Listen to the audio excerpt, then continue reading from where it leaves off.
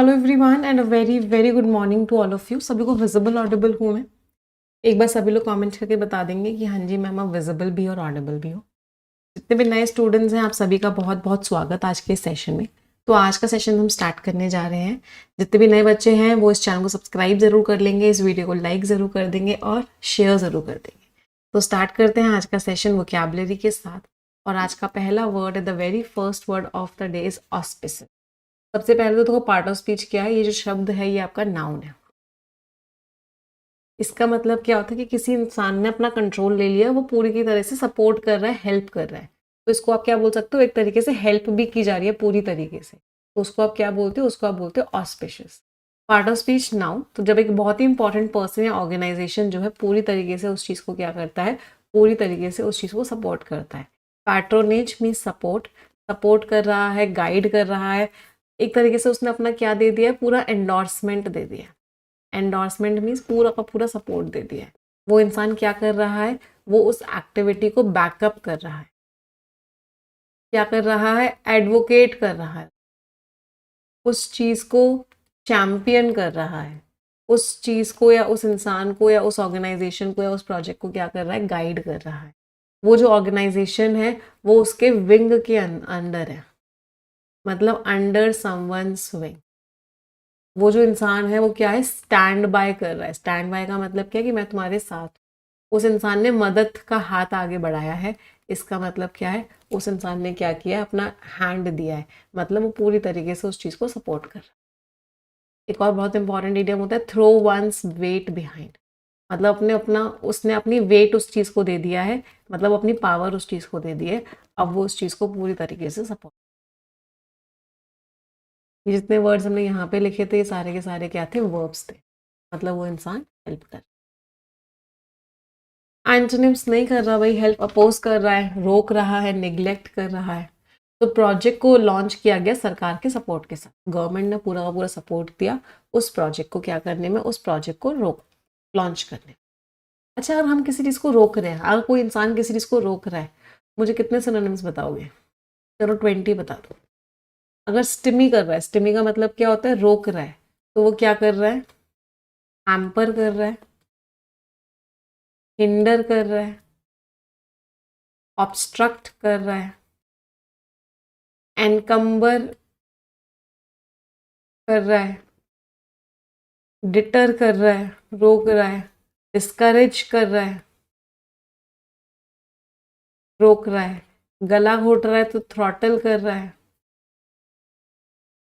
क्वाट कर रहा है, रोक रहा है। वो चीज़ बंद हो गई है, मतलब क्लॉग कर दिया, वो चीज़ बंद हो गई है। बाइंड कर रहा है, रोक रहा है।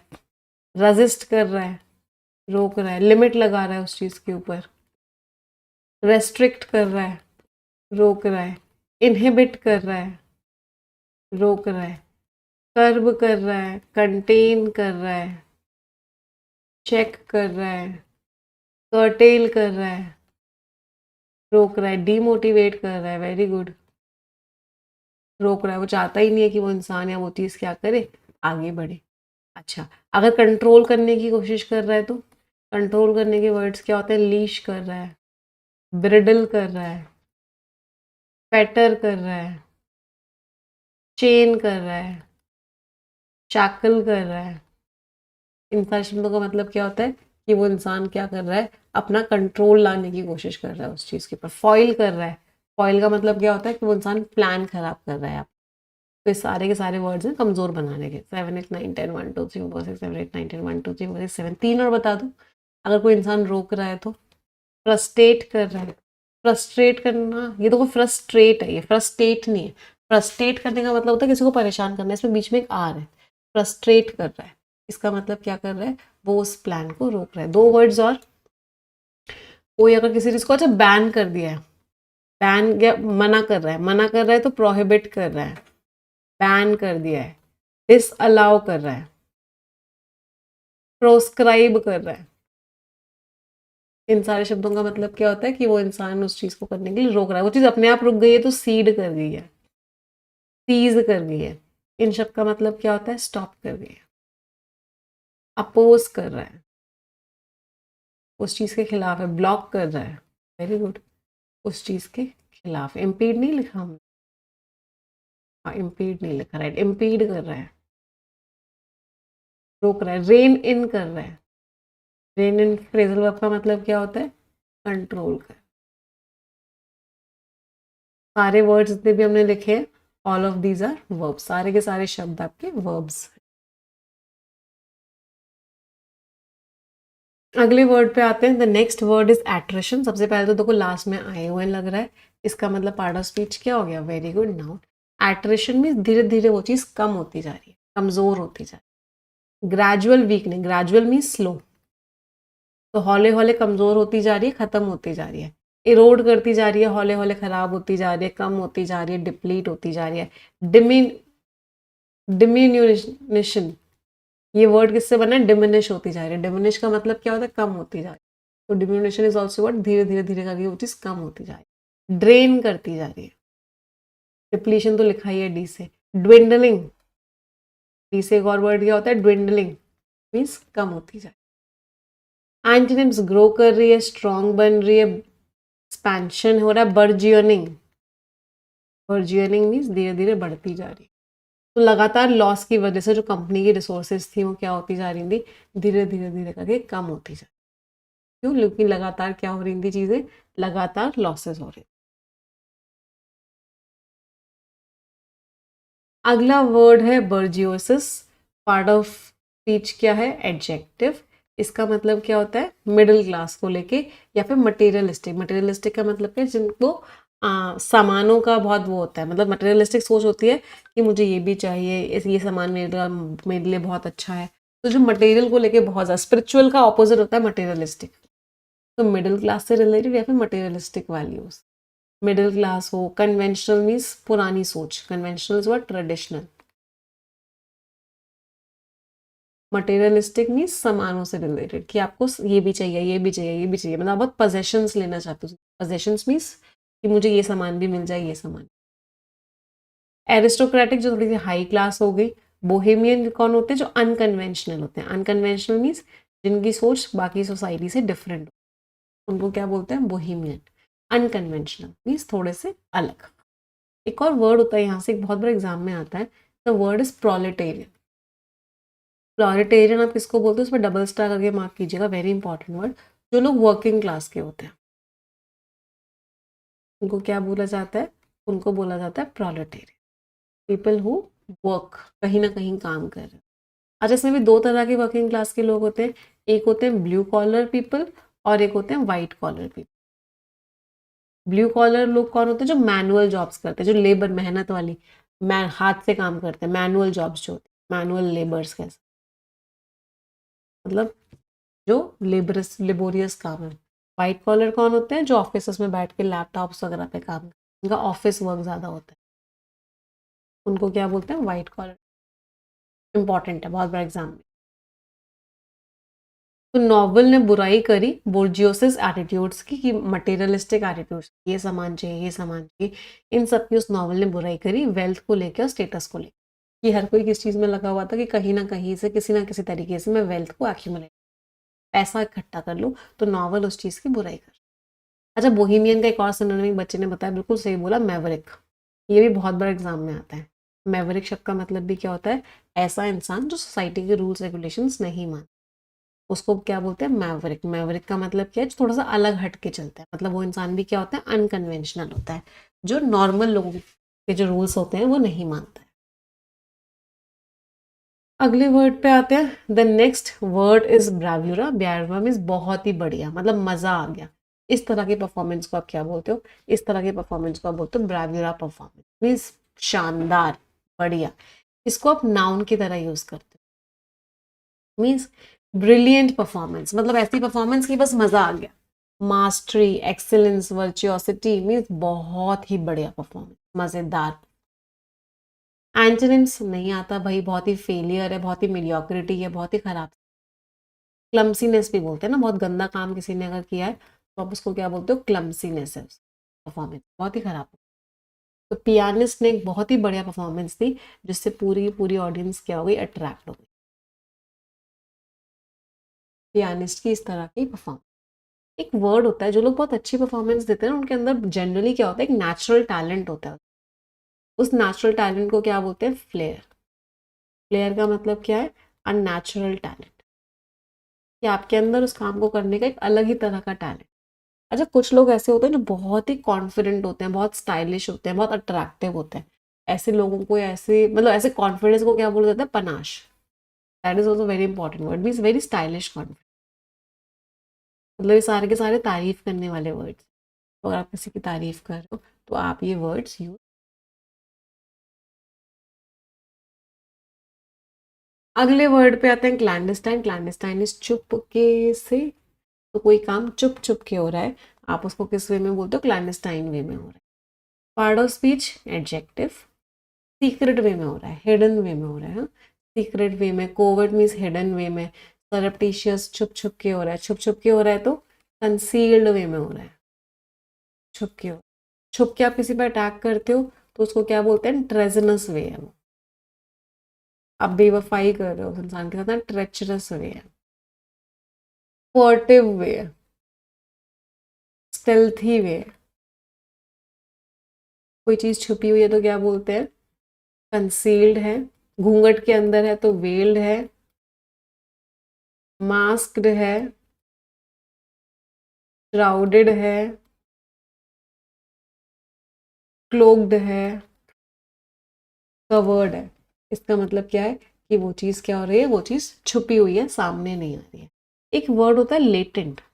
लेटेंट एनर्जी होती है इंसान के अंदर, मतलब उसके इंसान के अंदर एनर्जी बहुत है, बट वो सारी की सारी क्या है? छुपी हुई है। छुपी हुई है इसका मतलब क्या है? हिडन है, वो चीज़ सामने नहीं आ रही। एक और इडियम बहुत बड़ा एग्जाम में आता है, under the radar. Under the radar, हाँ, मास्क भी छुपा हुआ होता है, very good. Under the radar का मतलब क्या होता है? कि वो चीज़ अननोटिस्ड है, लोगों के सामने नहीं आ रही है, छुपी हुई है, अननोटिस्ड है। वो कोई काम छुप छुप के हो रहा है तो बिहाइंड क्लोज्ड डोर्स हो रहा है, छुप छुप के हो रहा है। छुप छुप के रिश्वत ली जा रही है तो कैसे काम हो रहा है? अंडर द टेबल काम हो रहा है। मीन्स रिश्वत दी जा रही है, और वो रिश्वत कैसे ली जा रही है? छुप छुप के ली जा रही है। अच्छा, किसी ने किसी का भेष बनाया हुआ है और इसलिए वो छुपा हुआ है तो उसको बोलते हैं डिसगाइज्ड। डिसगाइज्ड का मतलब क्या होता है? किसी ने किसी का भेष बनाया हो। कोई इंसान अपने आप को इन्वायरमेंट जैसा बना रहा है जैसे कि वो पहचान में ना आए, उसको बोलते हैं कैमोफ्लेज्ड। कैमोफ्लेज्ड का मतलब क्या होता है? कि वो इंसान कैसा है? जैसे अगर ब्राउन कलर के एरिया में है तो उसने भी ब्राउन कलर की ही ड्रेस पहनी हुई है, जिससे कि वो इंसान पहचान। तो उसको आप क्या बोलते हो? उसको बोलते हो कैमोफ्लेज। छुप छुप के काम हो। जितने भी हमने वर्ड्स लिखे हैं सारे वर्ड्स का part of speech, all of these are एड। एंटोनिम्स ओपन हो भाई, पब्लिक है, ओवर्ट है, मीन सबके सामने, कुछ भी छुपा हुआ नहीं है। तो ऑर्गेनाइजेशन पे इंजाम लगाया गया कि वो सीक्रेट ऑपरेशंस कंडक्ट करे। तो ऑर्गेनाइजेशन पे क्या इंजाम लगाया गया? कि तुम क्या कर रहे हो? सीक्रेट ऑपरेशंस कर। Sorry everyone. अगले वर्ड पे आते हैं। The next word is grotesque. Grotesque means बहुत ही गंदा। कोई चीज बहुत ही खराब होती है दिखने में, एक्शंस में, तो आप उसको बोलते हो grotesque. Part of speech adjective. बहुत ही गंदी है। बिजार मीन्स अजीब है, अननेचुरल है, बहुत ही गंदी है। मॉन्स्ट्रस है, हिडियस है, एबरेंट है, मतलब बहुत ही खराब है, मतलब देखने का भी मन नहीं करता। एंटोनिम्स बहुत बढ़िया है। एक्विजिट है, बहुत ही बढ़िया। एस्थेटिक मीन्स एनवायरनमेंट बहुत सुंदर, मतलब बहुत सॉरी ब्रो। एस्थेटिक का मतलब क्या होता है? बहुत ब्यूटीफुल है, बहुत सुंदर है। तो म्यूजियम में एक बहुत ही गंदा सा स्कल्पचर था, जिसका मकसद क्या था? कि वो दिखाए कि वॉर के टाइम पे कितने हॉरर्स, वॉर के टाइम कितना खराब खराब चीज़ें होती, उस चीज़ को दिखाने के लिए एक बहुत ही गंदा सा उन्होंने पूरा का पूरा ऐसा कल्चर बनाया हुआ है। चलो, कोई चीज़ बहुत ही खराब है, आप उससे नफरत करते हो, मुझे उसके सिनोनिम्स बताओगे? कितने बताओगे? चलो 30 सिनोनिम्स बता दो। कोई चीज़ बहुत ही खराब है तो एबॉमिनेबल है, एबहॉरेंट है, डिटेस्टेबल है, डिसगस्टिंग है,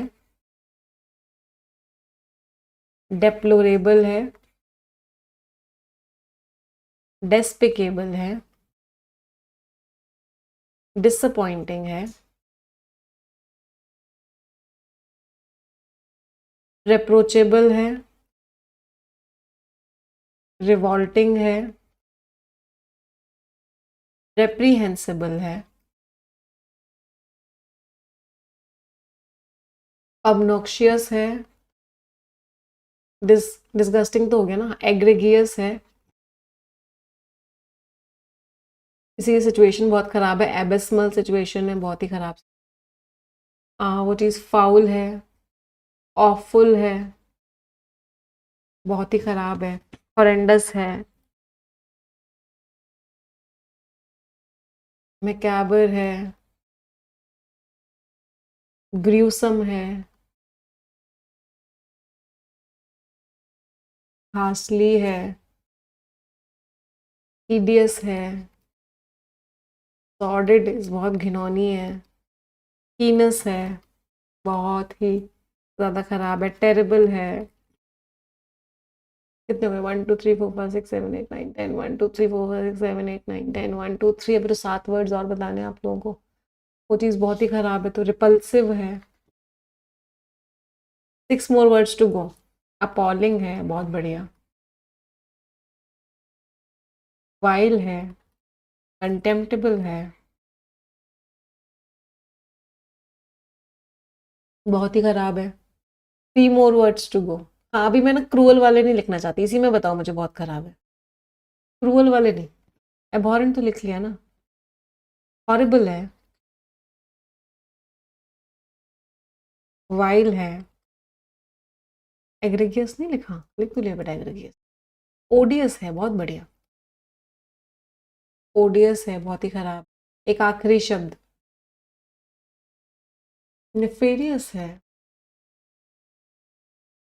बहुत ही खराब है, हाँ तो इन सारे शब्दों का मतलब क्या हो गया कि वो चीज़ बहुत ही खराब है, फिर वो सारे वर्ड्स भी रह गए ना, फ्लैग्रेंट है, ब्रेजन है, ब्लेटेंट है, इन वर्ड्स के 2-3 मतलब होते हैं, एक होता है clear, open, bold and shameless. Pathetic रह गया मैम, राइट, पैथेटिक है, ओडियस है, मतलब वो चीज़ बहुत ही खराब, सारे के सारे वर्ड्स का part of speech, all of them are eight.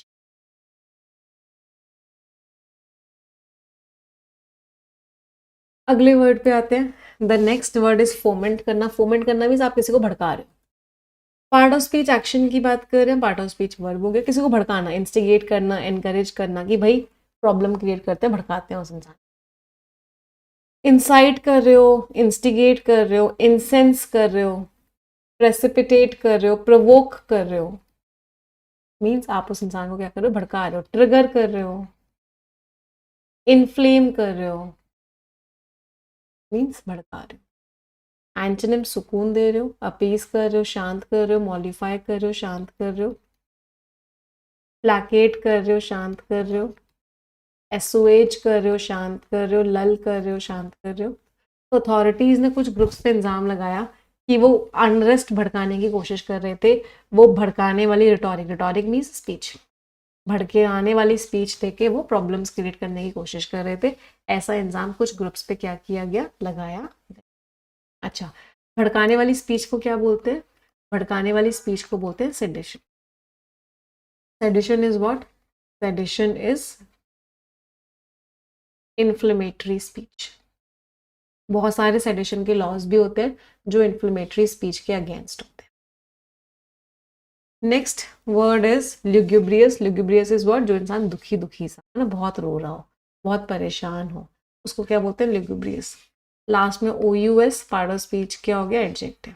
मैं ना एक सॉन्ग को सुन के बड़ा ल्यूग्यूब्रियस हो गई, कल परसों की बात है, उसमें था मैंने तुम्हें देखा था, है ना, उसमें एक लाइन थी एंड उस चीज़ को देख के मैं ल्यूग्यूब्रियस हो गई, मैंने तुम्हें देखा था, क्या था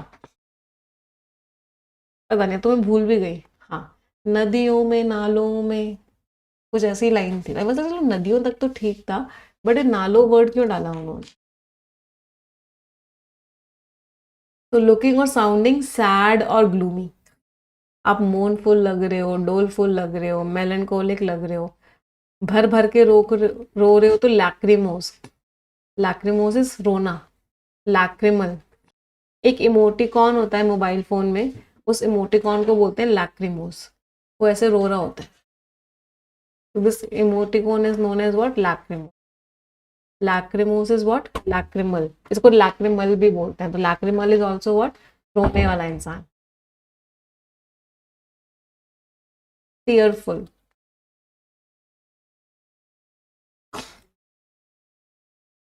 तो दुखी हो रहे हो बेसिकली, कैसा फील कर रहे हो, ब्लू फील कर रहे हो। ब्लू फील करने का मतलब क्या होता है, बहुत ही ज्यादा हंसते हुए गालों में। चलो ये भी सही था, हंसते हुए गालों में, बट नदियों में नालों में क्या था। चलो, एंटोनिम्स इज व्हाट, एक्सूबरेंट, बहुत हैप्पी हो, इलेटेड हो, आज मैं ऊपर, ये वाली फीलिंग है। एक्सटेटिक हो, बहुत हैप्पी हो। यूफोरिक हो, बहुत खुश हो।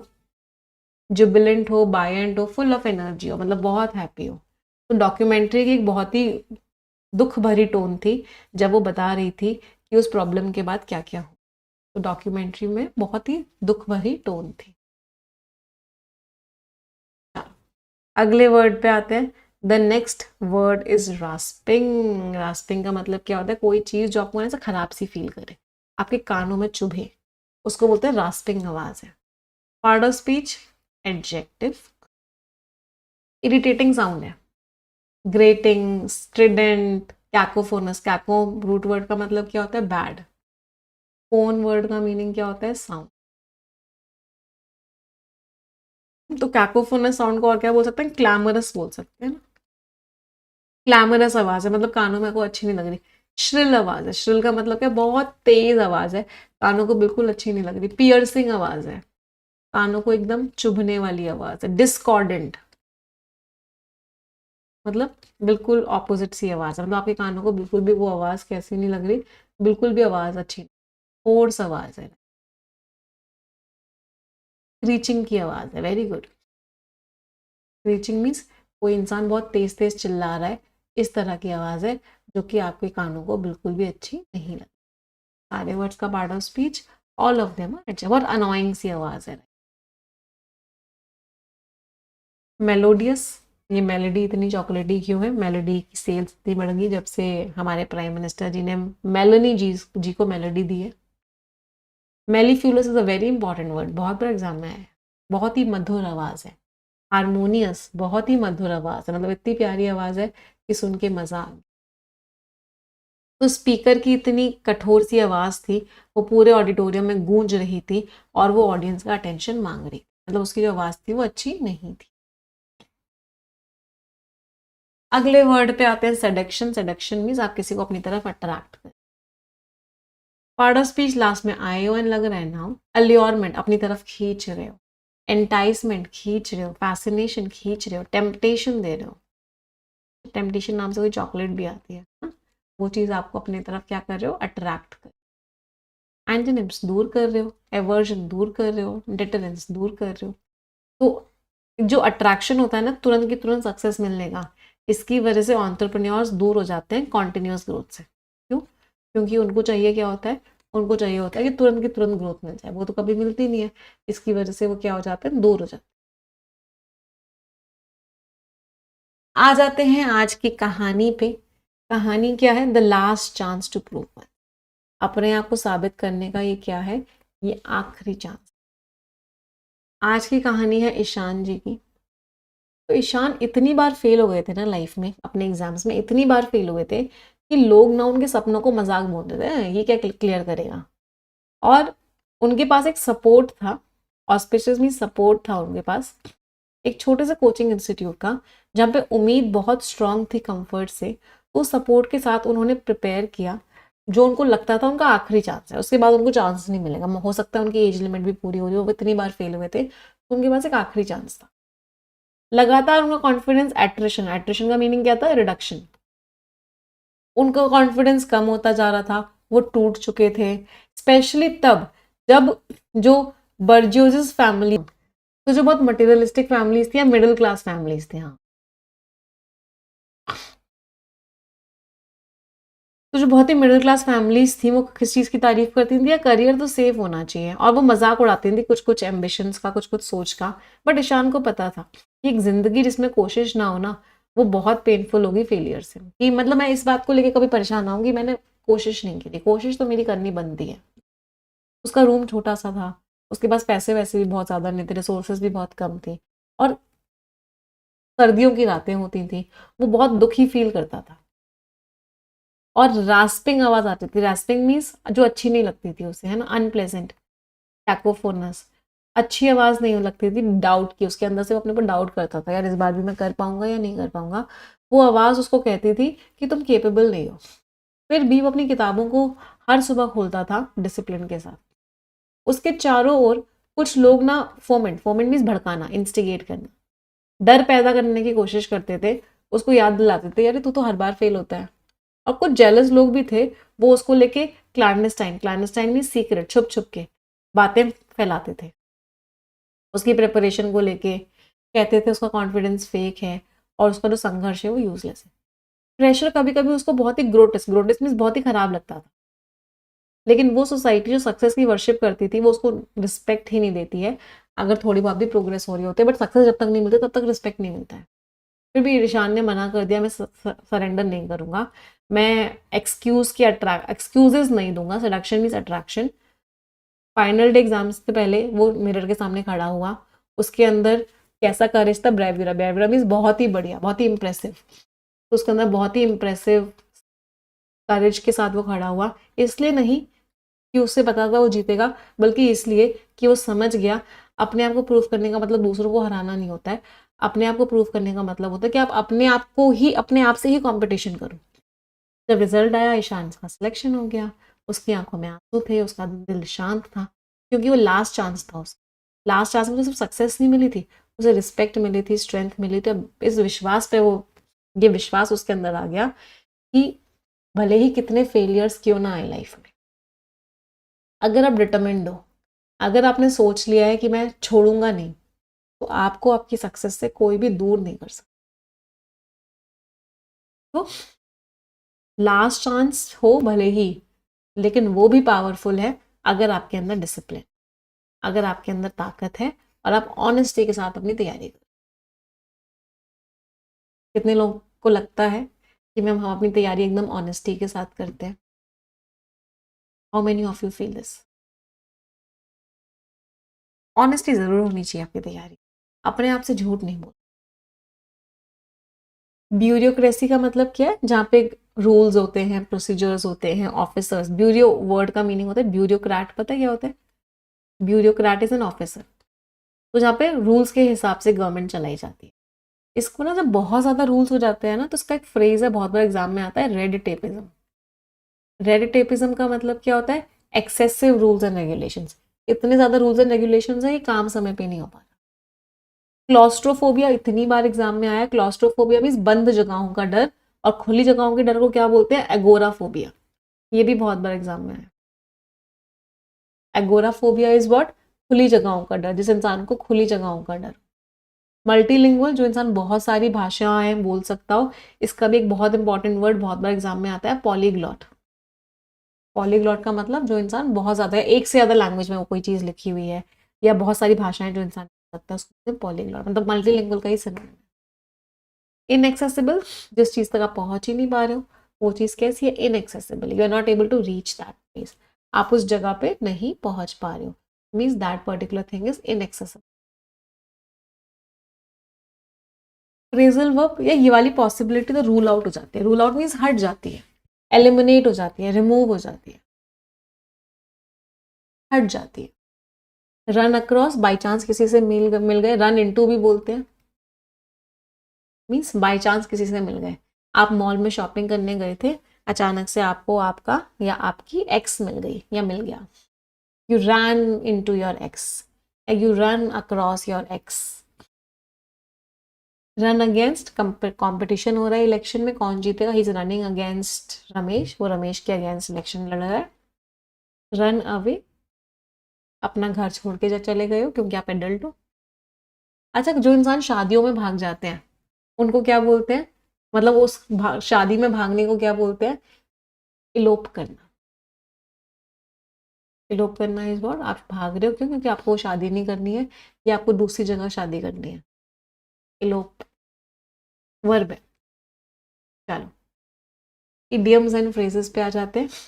किसी को आपने रेड कार्ड दिखा दिया मतलब हटा दिया है, क्या कर दिया आपने, उसको ले ऑफ दे दिया है, ले ऑफ कर दिया है, आपने उसको सैक कर दिया है, आपने उसको क्या किया है, पिंक स्लिप दे दी है, वॉकिंग पेपर्स दे दिए, मतलब उस इंसान को आपने जॉब से निकाल दिया। To be out of the red, अगर आप इन रेड होते हो इसका मतलब आप कर्जे में हो, इन डेट हो, कर्जे में हो। तो अगर आप कर्जे से बाहर हो तो उसको बोलते हैं आउट ऑफ द रेड, मतलब आप रेड से बाहर आ गए हो, मतलब कर्जे से बाहर आ गए। ब्लड रेड सभी को पता है, blood red means dark red, हाँ एकदम वायलेंस से रिलेटेड होता है। इन रेड इंक फिर से वही है कि आपको कर्जे में जाते जा रहे हो, फाइनेंशियल लॉस हो रहा है। रेड मीट, इन टॉपिक्स को बोलते हैं जिसमें आपके इमोशंस जाग जाते हैं, उन तरह के टॉपिक्स को बोला जाता है रेड मीट, वो टॉपिक्स जो आपके इमोशंस जगा। समझ आई वोकैबुलरी सभी को? ये सारे वर्ड्स और ये सारी स्टोरी आप टेलीग्राम चैनल से पढ़ोगे। English with Nimisha Bansal Telegram channel पे ये वीडियो, ये पीडीएफ आपको शेयर हो जाएगा, ये स्टोरी आपको पीडीएफ से पढ़ना है। आ जाते हैं आज के आर्टिकल पे। एक रिक्वेस्ट करूंगी, 7300 students are watching the session right now. जितने लोगों ने सेशन लाइक नहीं किया एक बार तुरंत की तुरंत लाइक कर दें, everyone will like the session. चलो, लैंग्वेज डेकोरम, डेकोरम का मतलब क्या होता है कि मतलब थोड़ा सा ना, जैसे बोल कभी आपके प्रिंसिपल ने, कभी आपके टीचर ने बोला होगा, स्टूडेंट्स प्लीज मैंने maintain the decorum of the class, class का डेकोरम मेंटेन करो। तो डेकोरम का मतलब क्या होता है, वो बिहेवियर जो सही है, मतलब विच इज करेक्ट, तो जो चीज़ सही है, अप्रोप्रिएट बिहेवियर बोल सकते हैं। यहाँ पे मतलब क्या है कि लैंग्वेज को लेके जो रूल्स आए हैं वो एकदम क्या है, सही आए हैं। 3 लैंग्वेज फॉर्मूला आया है सीबीएसई स्कूल्स, तो सीबीएसई स्कूल्स में अब से 3 लैंग्वेजेस सिखाई जाएंगी। क्या बात है, बहुत बढ़िया बात है, बहुत प्यारा आर्टिकल है, बहुत इंपॉर्टेंट आर्टिकल है। पहले आप पढ़ेंगे फिर हम समझेंगे। Read it everyone, all the best.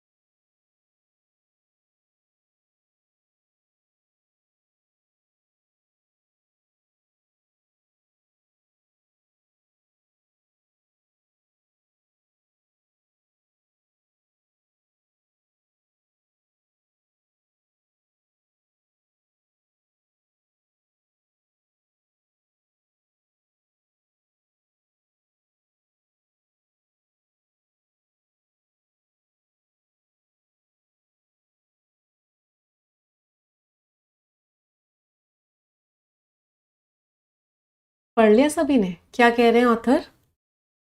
The supreme court of India, तो जो हमारे सुप्रीम कोर्ट है उसने नोटिस दिया है यूनियन गवर्नमेंट को, मतलब सेंट्रल गवर्नमेंट को, सीबीएसई को और एनसीईआरटी को, उनको डायरेक्ट किया, डायरेक्ट मीन्स ऑर्डर किया है। क्या ऑर्डर किया है? उनको ऑर्डर किया है कि आप फाइल करो, मीन्स सबमिट करो एक कॉम्प्रीहेंसिव, कॉम्प्रीहेंसिव मीन्स कंप्लीट, एक कंप्लीट रिपोर्ट दो किस टॉपिक के ऊपर, on their logistical preparedness. Preparedness का मतलब क्या है, तैयारी। लॉजिस्टिकल का मतलब क्या है कि कैसे कैसे आप बुक्स भिजवाओगे, कहाँ बुक्स जाएंगी, वो सब्जेक्ट्स कैसे तैयार होंगे, अलग अलग स्कूल्स में वो कैसे अप्लाई होगा। लॉजिस्टिक का मतलब कैसे क्या होता है, पूरा का पूरा मूवमेंट, प्रिपरेशन, स्टोरेज, कैसे जाएगा, उस सबको लॉजिस्टिक्स में कहते हैं।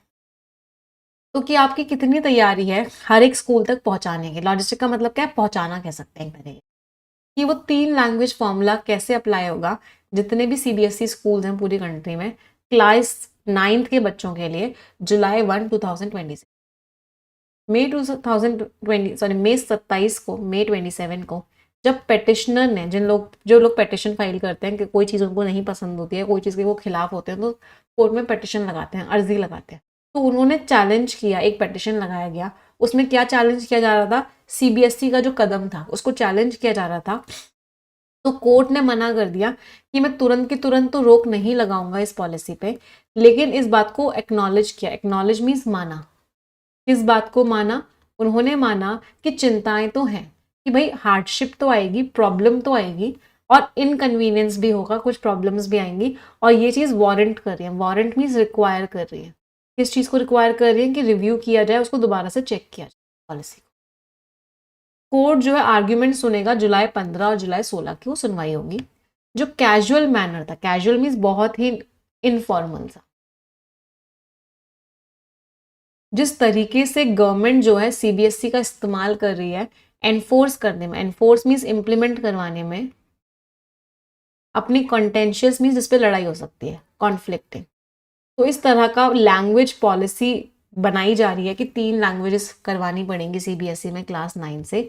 एक बार फिर से तो ये दिखाता है कि पूरी की पूरी तरीके से डिसरिगार्ड किया जा रहा है, डिसरिस्पेक्ट किया जा रहा है। किसका डिसरिस्पेक्ट किया जा रहा है? पूरी की पूरी तरीके से बच्चों का, टीचर्स का और उनके पेरेंट्स का।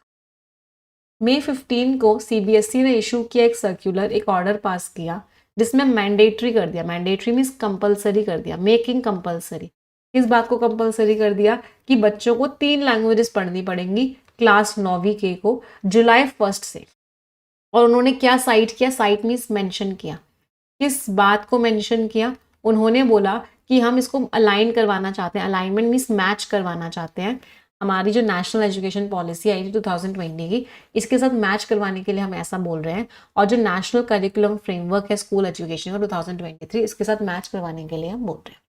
तो बेसिकली मुद्दा क्या है? मुद्दा ये है कि कोर्ट ने सीबीएसई को बोल दिया है कि भाई 3 लैंग्वेज फॉर्मूला क्लास 9 के बच्चों के लिए, और सीबीएसई को बोला है कि तुम एक रिपोर्ट दो हमें कि तुम्हारी तैयारी कितनी है इसके लिए। कुछ लोगों ने इसके खिलाफ पेटिशन भी फाइल करी है कि ये गलत है, इसमें कुछ प्रॉब्लम्स हो सकती है, बहुत मुश्किल हो जाएगा बच्चों के लिए, इनकन्वीनियंस हो जाएगा।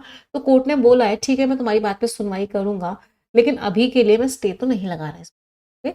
ये जो 3 लैंग्वेज की पॉलिसी है, इसके बच्चे बहुत खिलाफ हैं, टीचर्स खिलाफ हैं, पेरेंट्स खिलाफ हैं, तो लोग इसके खिलाफ हैं। अगला पैराग्राफ पहले आप लोग पढ़ेंगे, फिर हम समझें।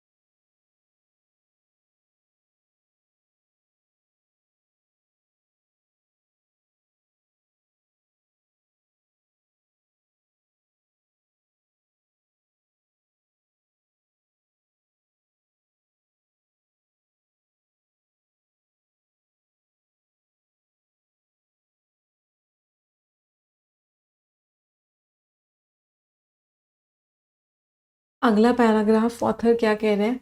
एटलीस्ट 2 ऑफ द 3, 3 में से 2 तो कम से कम नेटिव इंडियन लैंग्वेजेस होनी चाहिए। ऐसा भी बोला है कि 3 में से 2 लैंग्वेज तो इंडिया की होनी चाहिए। फॉरेन लैंग्वेजेस जैसे कि फ्रेंच, जर्मन, आप इसको ले सकते हो एज अ थर्ड लैंग्वेज अगर पहली 2 इंडियन लैंग्वेजेस हैं, या फिर आप ऐसे भी कर सकते हो कि आप फोर्थ भी ले सकते हो। ऑल्टरनेटिवली मीन्स दूसरा ऑप्शन क्या है कि आप फोर्थ सब्जेक्ट की तरह भी जर्मन और फ्रेंच सिखा दो बच्चों। तो इन अ मीगर, मीगर मीन्स बहुत ही छोटा सा,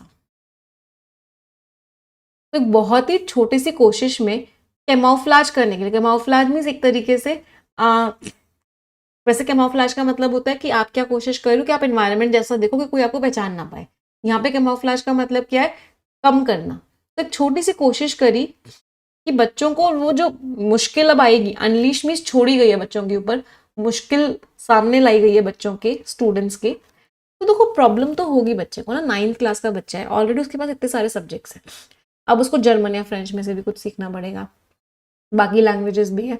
तो कोर्ट ने क्या बोला, यार बच्चों को ना मुश्किल आ रही है, तो उस मुश्किल जो मैं मेरी वजह से आई है, अनलीश्ड का मतलब क्या होता है यहाँ पे, वैसे अनलीश का मतलब होता है छोड़ना, यहाँ पे अनलीश का मतलब है क्रिएटेड। तो बच्चों को लेके जो के ऊपर जो मुश्किल आई है, उसको कैमोफ्लेज करने के लिए, मतलब सिर्फ दिखावा करने के लिए कि वो कम हुई है, तो सीबीएसई ने क्या किया, सीबीएसई ने एग्जेम्प्ट कर दिया। एग्जेम्प्ट कर दिया मीन्स हटा दिया थर्ड लैंग्वेज को, कि जो तीसरी लैंग्वेज हमने बोली है ये बोर्ड के एग्जाम में नहीं आएगी, आपको पढ़नी तो पड़ेगी बट बोर्ड के पेपर में नहीं आएगी। वो कैसे इवैल्यूएट की जाएगी, असेस्ड मीन्स इवैल्यूएट की जाएगी। वो कैसे इवैल्यूएट की जाएगी, स्कूल में ही इंटरनल एग्जाम होगा उसका, दो द मार्क्स, लेकिन जो मार्क्स होंगे वो आपके सर्टिफिकेट पे तो आएंगे। लेकिन उन्होंने क्या बोला कि चलो हम बोर्ड के एग्जाम में वो लैंग्वेज नहीं देंगे, लेकिन स्कूल के अंदर एग्जाम होगा, उस एग्जाम को आपको पास वास तो करना होगा और उसके जो मार्क्स हैं वो आपके फाइनल सर्टिफिकेट पे आएंगे। बेयरली वीक्स अर्लियर, बेयरली मीन्स हार्डली, मुश्किल से कुछ ही हफ्ते पहले सीबीएसई ने बोला था कि जो थर्ड लैंग्वेज का रिक्वायरमेंट है कि तीसरी लैंग्वेज बच्चों को सीखनी होगी, उसको डेफर किया जाएगा। डेफर मीन्स पोस्टपोन कर दिया जाएगा। कब तक पोस्टपोन कर दिया जाएगा, 2029-30 के साल तक उसको पोस्टपोन कर देंगे, तब लाएंगे हम थर्ड लैंग्वेज। लेकिन जो अब्रप्ट, अब्रप्ट मीन्स अचानक से, टर्न अबाउट मीन्स चेंज, तो ये जो अचानक से चेंज आया है, ये सिर्फ कैसे एक्सप्लेन किया जाता है, एक political decision. The move is being challenge, बहुत लोगों ने इसके ऊपर चैलेंज कर दिया है कोर्ट में, अलग अलग रीजंस की वजह से, मल्टीपल ग्राउंड मीन्स अलग अलग कारणों की वजह से, और उन्होंने कॉन्स्टिट्यूशनल कारण भी लगाए, कॉन्स्टिट्यूशन भी इसको सपोर्ट नहीं करता, ऐसा उन्होंने बोला है। जो पेटिशनर्स हैं, जो लोग चैलेंज कर रहे हैं इस डिसीजन को, वो कहते हैं कि लैंग्वेज ना पर्सनल चॉइस है, भाई मुझे फ्रेंच सीखनी है नहीं सीखनी है, मुझे जर्मन सीखनी है नहीं सीखनी है, मुझे कोई लैंग्वेज सीखनी है नहीं सीखनी है, वो मेरी पर्सनल चॉइस है, आप मेरे ऊपर थोप नहीं सकते, इम्पोज नहीं कर सकते, इम्पोज मीन्स थोप नहीं सकते। तो इसलिए बहुत सारे लोगों ने उस चीज़ को क्या किया, कोर्ट में चैलेंज। समझ में आ रहा है आर्टिकल सभी को? चलिए नेक्स्ट पैराग्राफ पढ़ेंगे सभी लोग।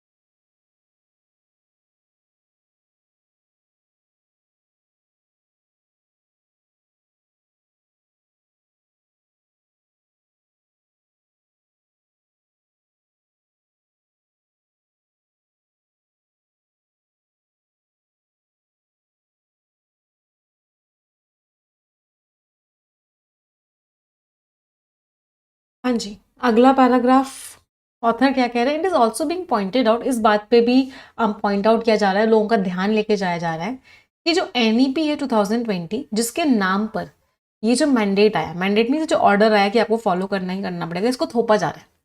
तो क्यों थोप रहे हैं, तो ये बोल के थोप रहे हैं कि भाई एनईपी के हिसाब से हमें चलना है, इसीलिए 3 लैंग्वेज सीखनी पड़ेगी। ये एनईपी खुद कहता है कि फ्लेक्सिबिलिटी, आपको करना है करो, आपको नहीं करना मत करो, और ये गारंटी करता है कि कोई भी लैंग्वेज किसी के ऊपर थोपी नहीं जाएगी। तो कोई भी लैंग्वेज किसी भी स्टूडेंट के ऊपर, किसी की स्टेट के ऊपर थोपी नहीं जाएगी, एनईपी खुद ऐसा कहता है।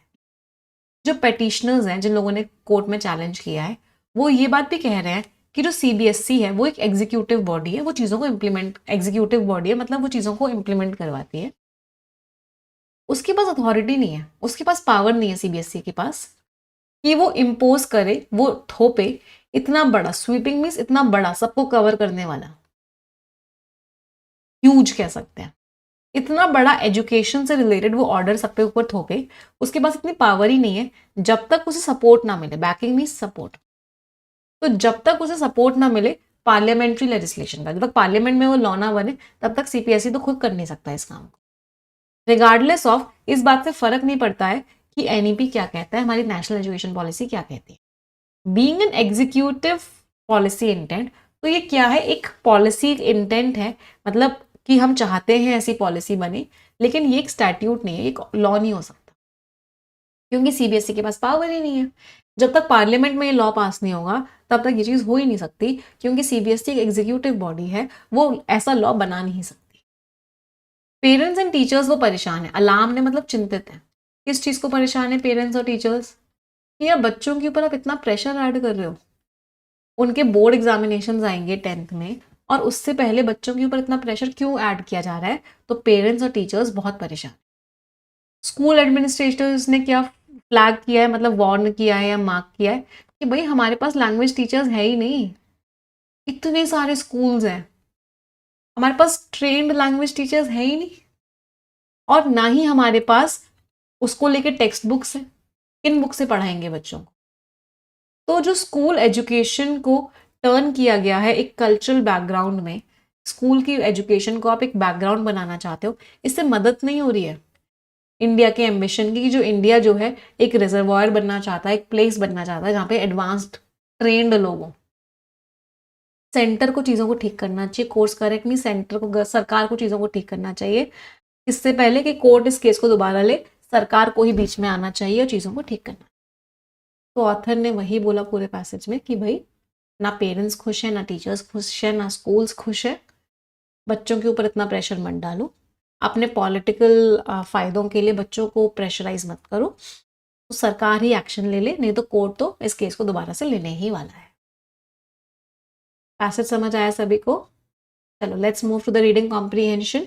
All the best everyone.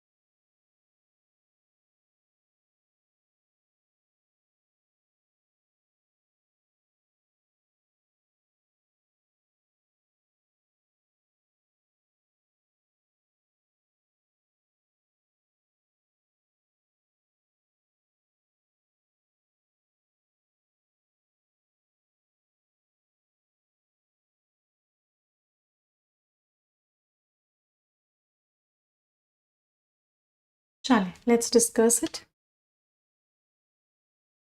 Supreme court ने यूनियन सरकार को क्यों बोला कि आप एक रिपोर्ट दो इस 3 लैंग्वेज को इम्प्लीमेंट करने की? क्योंकि कोर्ट चाहता है कि तुरंत की तुरंत हटा दे, वो खारिज कर दे नेशनल एजुकेशन पॉलिसी को। नहीं, क्वेश्चंस उठे हैं कि क्या कैपेबिलिटी है अथॉरिटीज की कि वो इस चीज को कर पाएंगे। सही है, कोर्ट ने देखा कि जो कंसर्न्स आए हैं उनको ऊपर नजर जांच तो होनी चाहिए। तो सही बात है, कोर्ट ने बोला भी इस बात को कि चिंताएं हैं, इनके ऊपर हमें जांच करनी चाहिए। क्वेश्चंस उठे हैं कि भाई अथॉरिटीज तैयार भी हैं या नहीं। पेरेंट्स ने, टीचर्स ने, स्कूल ने बोला है कि हमारे पास स्टाफ नहीं है, तो कितनी तैयारी है, कोर्ट इस बात को भी चेक करना चाहता है। Answer is C, both B and C. कौन सा ईडियम है जो बेस्ट कैप्चर कर रहा है? जंपिंग द गन मीन्स आपने किसी चीज को बहुत जल्दी कर दिया है। सही बात है, तैयारी है नहीं है, आपने पहले से बोल दिया कि इंप्लीमेंट करा दो, तो जंपिंग द गन तो है, means start something too soon.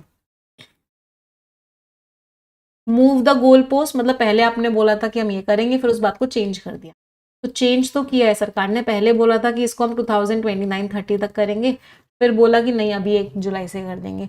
तो गोल पोस्ट को तो मूव किया है, मतलब आप जो चाहते हो उस चीज को बार बार चेंज कर रहे हो। Building castles in the air, imaginary चीजें कर रहे हो, तो इमेजिनेशन की तो कोई बात नहीं हो रही है कि आप सिर्फ इमेजिनरी चीजें कर रहे हो, इम्पॉसिबल चीजें कर रहे हो। नहीं, तो answer is B, both A and B. कौन सा स्टेटमेंट ट्रू है? सुप्रीम कोर्ट ने तुरंत की तुरंत हटा दिया, सस्पेंड कर दिया? नहीं, उसने सस्पेंड नहीं किया।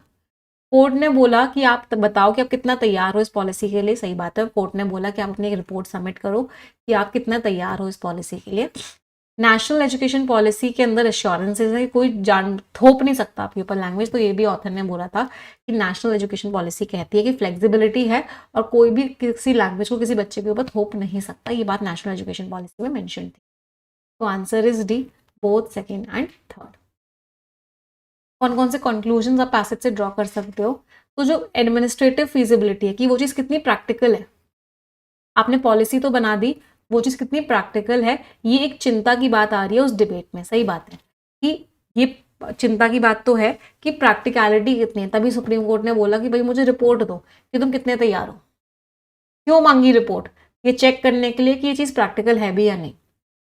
कंट्रोवर्सी सिर्फ पॉलिसी में नहीं है, इसमें कॉन्स्टिट्यूशनल लीगल क्वेश्चंस में। तो सही बात है कि कंट्रोवर्सी जो है, जिन लोगों ने कोर्ट में चैलेंज किया है, वो सिर्फ ये नहीं कह रहे कि पॉलिसी खराब है, वो ये भी कह रहे हैं कि कॉन्स्टिट्यूशन के हिसाब से भी ठीक नहीं है, ये लीगली भी ठीक नहीं है। कॉन्स्टिट्यूशन भी कहता है कि हमारे पास हक है अपनी चॉइस लैंग्वेज को चूज करने का, लैंग्वेज एक पर्सनल चॉइस है। तो लोगों ने कॉन्स्टिट्यूशनलिटी पे भी सवाल उठाए। कोर्ट ने बता दिया है कि कॉन्स्टिट्यूशनली वो सही है या नहीं? नहीं, कोर्ट ने अभी बताया नहीं, अभी सुनवाई होगी 15-16 के आसपास जुलाई में, तो अभी सुनवाई नहीं हुई है। तो answer is B, both first and second. Tone बतानी है, हाँ, सेंसोरियस एडमोनिटरी, ऑथर ने बुराई करी है, बिल्कुल बुराई करी। ऑथर कह रहे हैं कि पॉलिसी ठीक नहीं है, ऑथर की टोन क्रिटिकल थी, बुराई करने वाली थी। इसका मतलब भी बुराई करना, इसका मतलब भी बुराई करना। कॉन्सिलेटरी का मतलब है ऑथर रिश्ते अच्छे करना चाहते हैं। रिस्टोरेशन ऑफ फ्रेंडली रिलेशंस, रिश्ते अच्छे करना चाहते हैं। नहीं, नॉस्टैल्जिक, वो भी क्या दिन थे, ऑथर पुरानी यादों में जा रहे हैं कि वो दिन बहुत बढ़िया थे, इमोशनल हो रहे हैं पुरानी यादों को सोचते हुए। इंडिग्नेंट, ऑथर को गुस्सा आ रहा है, चलो गुस्सा तो आ रहा है, ऑथर को कह सकते हैं, थोड़ा बहुत गुस्सा ऑथर ने दिखाया है, लेकिन कहीं ताना नहीं मारा। सरकास्टिक टोन का मतलब होता है ताना मारना, तो ऑथर ने कहीं ताना तो नहीं मारा है। तो आंसर इज ए, ओनली। क्या क्या स्कोर्स रहे सभी के रीडिंग कॉम्प्रीहेंशन में? चलो बहुत बढ़िया। एक रिक्वेस्ट करूंगी, 8300 students are watching the session right now. क्या बात है, आज फिर से सारे रिकॉर्ड्स टूट गए हैं। जितने लोगों ने सेशन लाइक नहीं किया है, एक बार तुरंत के तुरंत लाइक कर देंगे। अच्छा, एक चीज़ और, आज जो परफेक्शन क्लास है आप सभी लोगों की, वो 11:30 होगी। तो we'll meet at 11:30 AM for perfection class. Yes officer application पर होगी। जितने लोगों ने अभी तक परफेक्शन को ज्वाइन नहीं किया है, वो आज के आज इस क्लास से पहले पहले ज्वाइन कर लेना। आपका NB60 कोड लगेगा, आपको 60% का डिस्काउंट मिल जाएगा, और आज से ही आपकी इंग्लिश की तैयारी स्टार्ट हो जाएगी मेरे साथ। बाकी डिटेल्स मैं सेशन के लास्ट में दे दूंगी। अब आ जाते हैं एरर डिटेक्शन के क्वेश्चंस पे। All the best every.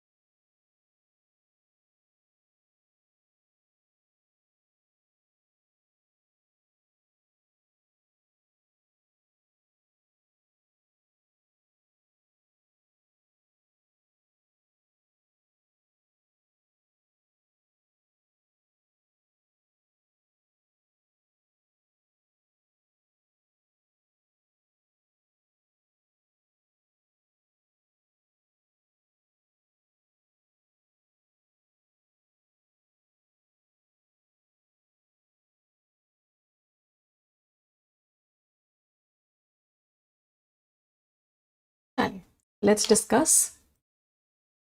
The higher you go, जितना ऊपर आप जाओगे उतना ठंडा हो जाएगा, जो कि एक फेनोमेनन है, एक इवेंट है जो कि माउंटेनियस रीजन्स में होता है, कोई प्रॉब्लम नहीं है। इस तरीके से हम सेंटेंस का स्ट्रक्चर बनाते हैं जब कंपैरेटिव डिग्री के साथ भी द लगता है। The harder you work the better results you get. Answer is E, no error.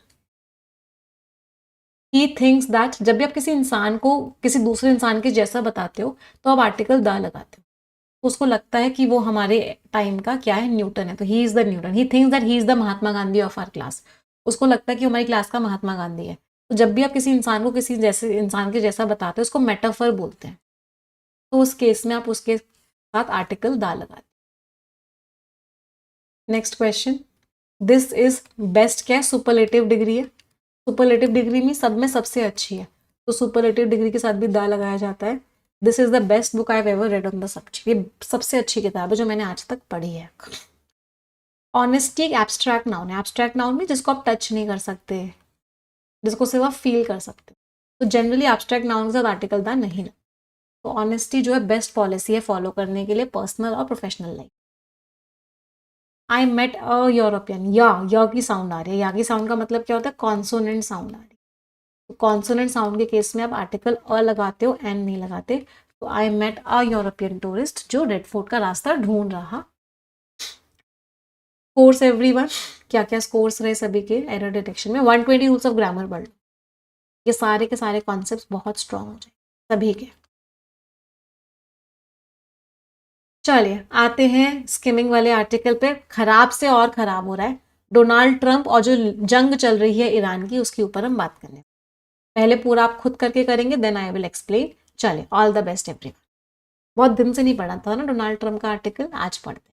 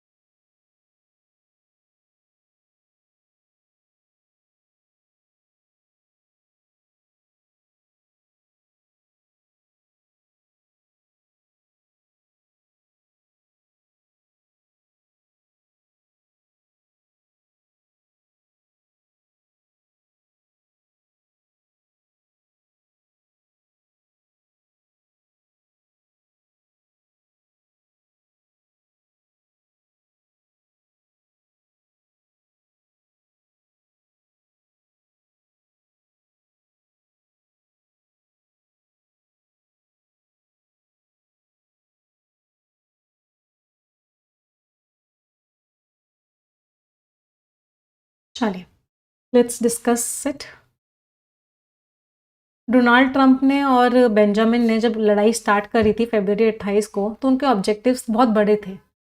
Tehran में सरकार चेंज करनी है, मिसाइल प्रोग्राम ख़त्म करना है, सपोर्ट ख़त्म करना है। मिस्टर ट्रंप ने बोला कि मैं कोई एग्रीमेंट नहीं करूंगा ईरान के साथ और ईरान को सरेंडर करना पड़े। फिर वॉर इतनी ख़राब हो गई कि मिस्टर ट्रंप खुद कह रहे हैं कि यह लड़ाई को सीज फायर कर लेते हैं, थोड़ी सी चीज़ें रोक देते हैं और तुम स्ट्रेट ऑफ हॉर्मुज को खोल दो। फिर एक अग्रीमेंट रिपोर्ट किया यूएस मीडिया ने, उसने बोला कि ईरान जो है वहाँ पे समुंदर से चीज़ों को पास होने देगा और यूएस जो है धीरे धीरे अपना ब्लॉकेज हटा देगा। तेहरान को फंड्स का भी एक्सेस मिल जाएगा और जो सीज फायर है वो हर फ्रंट में होगी, लेबनान भी उसमें इंक्लूडेड होगा। दोनों ने अप्रूव कर दिया, लेकिन एग्रीमेंट सिर्फ स्टार्टिंग का है। मिस्टर ट्रंप जो है अब ईरान के मिसाइल प्रोग्राम की बात ही नहीं करते हैं, उनका फोकस जो है सिर्फ न्यूक्लियर इशू पे चला गया है। और जो लाइन बैराक ओबामा ने भी बोली थी और जिसकी वजह से एक न्यूक्लियर अग्रीमेंट भी हुआ था, लेकिन मिस्टर ट्रंप ने उस अग्रीमेंट को कैंसिल कर दिया था।